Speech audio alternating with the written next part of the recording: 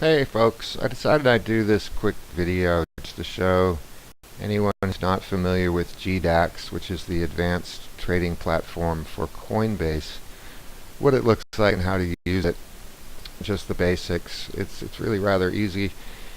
And the first time I saw it after I first got into Coinbase, I was used to trading on like Bittrex and stuff, but this looked a little daunting to me, and then I found it really super useful. So let's just start from the beginning here. This is GDAX at GDAX.com, and all you have to do is have a Coinbase account. You can swap funds from your Coinbase account to GDAX instantly with no charges, so that's pretty cool. These are the different markets: BTC, USD, Euro, and GBP, Ether, USD, and ETH, BTC, and LTC market as well. And you have to choose the market that you want to deposit into before you deposit. So we're going to be in ETH USD, we'll say. And if you click on the deposit button, you have a bank account, bank wire, Coinbase account. I have a little bit of ETH in there. I've been moving it back and forth as I've done a couple of these videos, and I don't really want to do that again. It doesn't cost anything, but I don't want to be partially responsible for slowing down their network. And of course, they give you an ETH address. One of these deposits, bank wire, possibly, is the same day by 1 p.m. I'm not sure what the fees are. It's a $10 wire fee.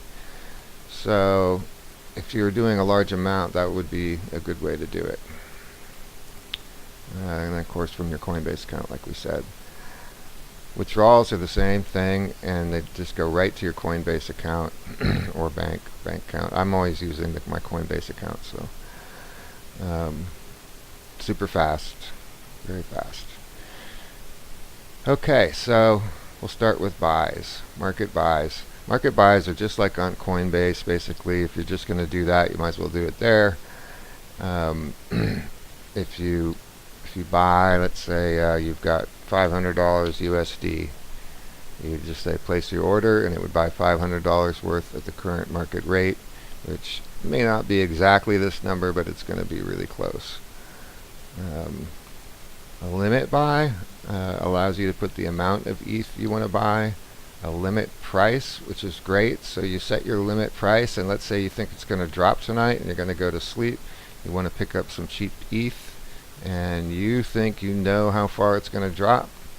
You could set your price to 130 or whatever you think it's going to be, and without the advanced button, you just hit place your order with the amount of ETH and what you want to buy. 10, we'll say 19, 10, and that shows you down here in USD how much that's going to cost you. So you have to have that obviously in your account and place your order.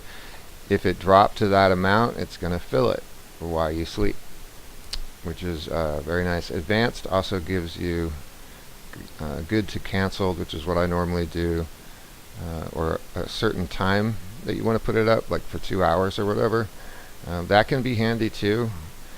Immediate or cancel and fill to kill I have not used, but my understanding is like fill to kill or immediate to cancel or cancel are basically very similar. That if you want to get an order in really fast, you want to try to get a certain price, the market's bouncing all over the place, you could try to do that. But definitely research those more, because I'm sure there's more to it. Post only will post your order. It won't set it. It won't go live. It's just so you can see it, make sure you did it right. Your orders will show up on the right here, and these are your orders that haven't been filled, and if you click the fill, you get your filled orders. I think it would be kind of rude to show my fill orders, so I'm not going to do that. Stops are great.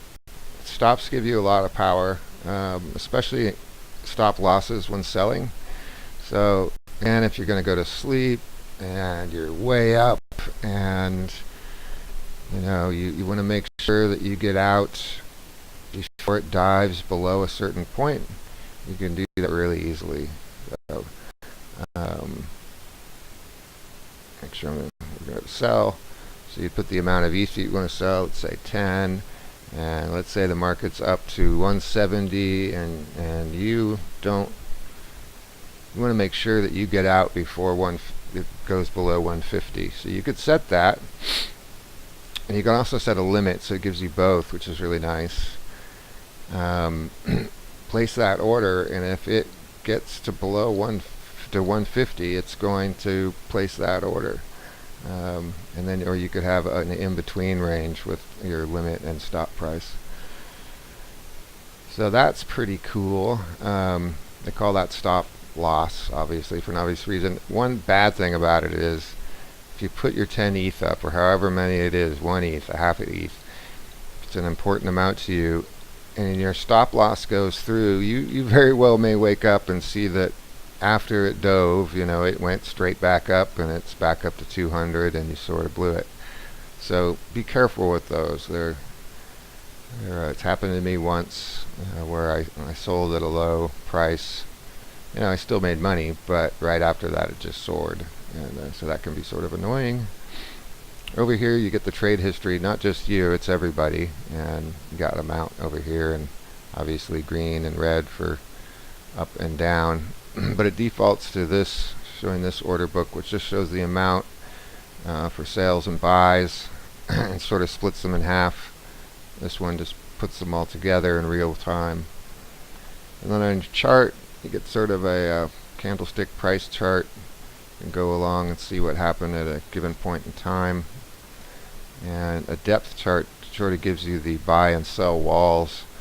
This is interesting because it's also can be a little bit misleading. Sometimes it will look like, oh, there's not very much that can be sold compared to what can be bought. Don't read too much into that. This changes so fast. People who are selling tend to not have as much up here at any given time, but you'll see it go up and down by 1,000 ETH, in a second. So, but you can go up here and say, people are willing to buy, or willing to sell. This is what can be bought. There's 3,000 ETH, basically up to 167.03. So that's the kind of range that we're playing around in right now. We're in the 160 to 167 range.